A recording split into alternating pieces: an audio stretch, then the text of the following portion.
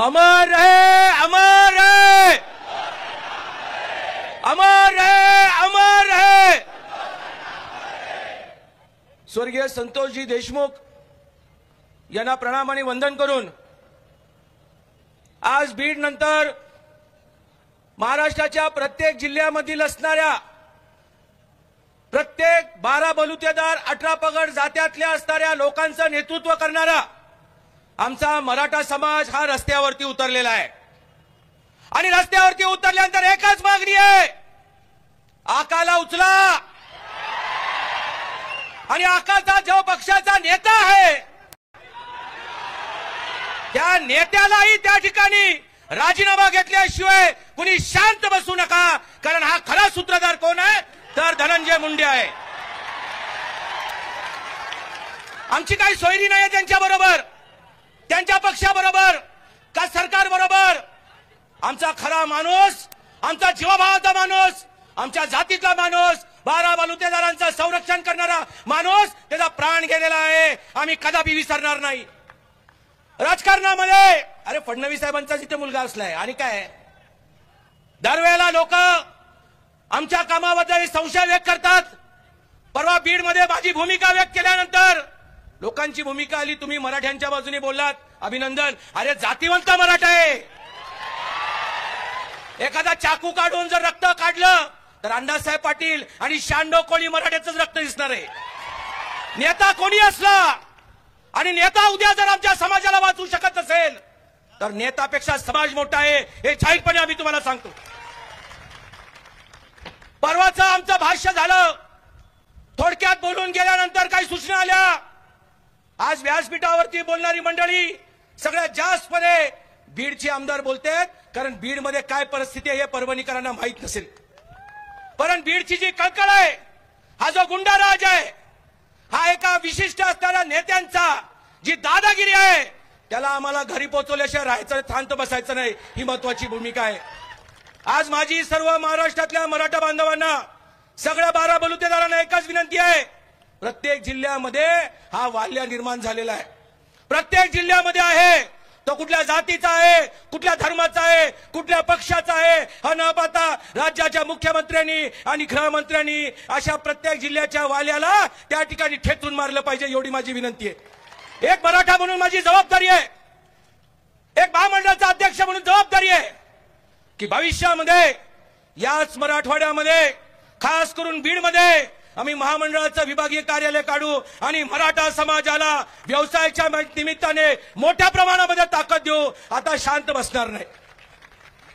कालपर्यंतची मर्यादा होती, पण जर भौगोलिक परिस्थिती जर आपण बीड जिल्ह्याची पाहिली, मोठ्या संख्येने असलेला समाज जो मराठा समाज आहे तोच नोकरदार झालेला आहे। अरे एका वेळेला महाराष्ट्राचं नेतृत्व, हिंदुत्वाचं नेतृत्व छत्रपती शिवरायांनी केलं, 12 बलुतेदार आणि 18 पगड जात्यांना आम्ही सोबत घेऊन गेलो। आरक्षणाच्या माध्यमातून 12 बलुतेदार आणि 18 पगड जात्यांना न्याय मिळाला आणि आमचा समाज तिथे मागे पडला। आज आम्ही आमच्या भावाच्या पाठीशी आहोत।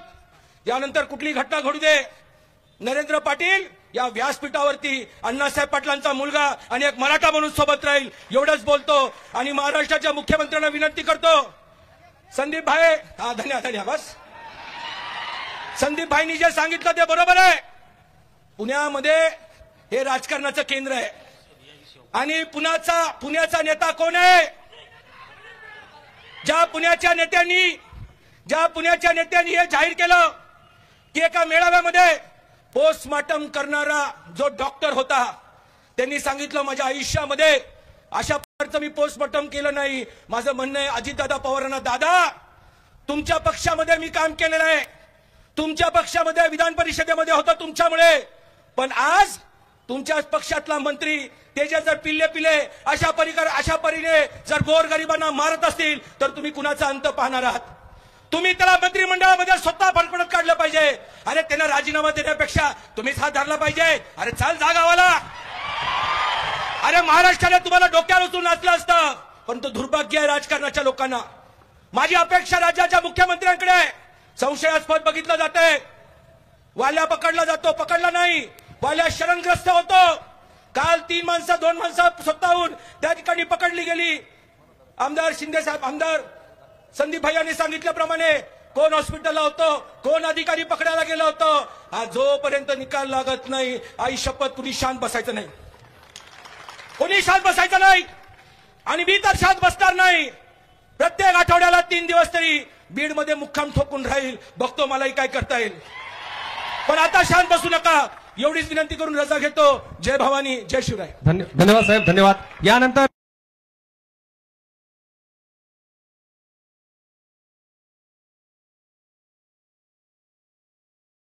आपल्या जिल्ह्याचे माननीय खासदार संजयजी जाधव साहेब हे आता या मोर्चाला संबोधित करते आणि खासदार साहेबांच्या नंतर माननीय सुरेश अण्णा धस या मोर्चाला संबोधित करते. कैलासवासी संतोष अण्णा देशमुख यांची झालेली निर्गुण हत्या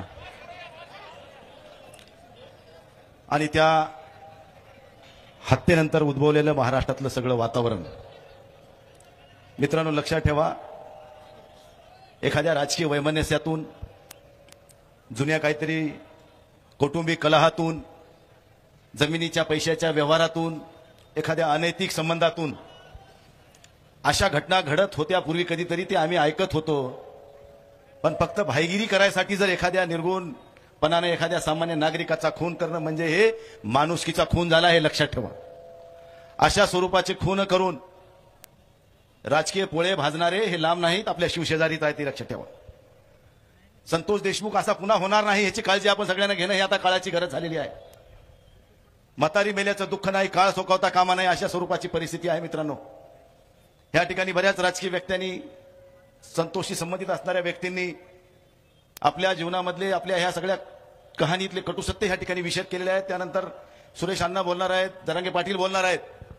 मला आपल्या सगळ्यांना या ठिकाणी विनंती एवढीच करायची आहे, ही वादळापूर्वीची शांतता आहे.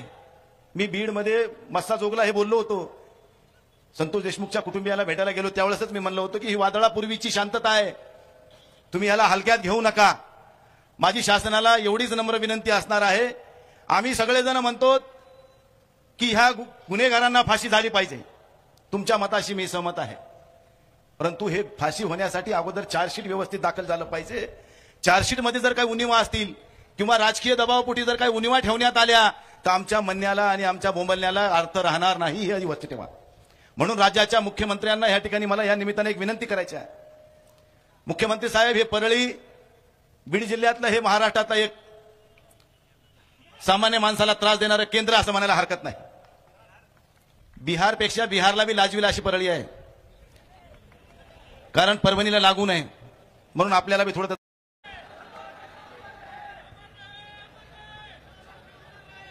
अमर रहे, अमर रहे, अमर रहे, अमर रहे. स्वर्गीय संतोषजी देशमुख यांना प्रणाम आणि वंदन करून आज बीड नंतर महाराष्ट्राच्या प्रत्येक जिल्ह्यामधील असणाऱ्या प्रत्येक 12 बलुतेदार 18 पगड जात्यातल्या असणाऱ्या लोकांचं नेतृत्व करणारा आमचा मराठा समाज हा रस्त्यावरती उतरलेला आहे. आणि रस्त्यावरती उतरल्यानंतर एकच मागणी आहे, आकाला उचला. आणि आकाचा जो पक्षाचा नेता आहे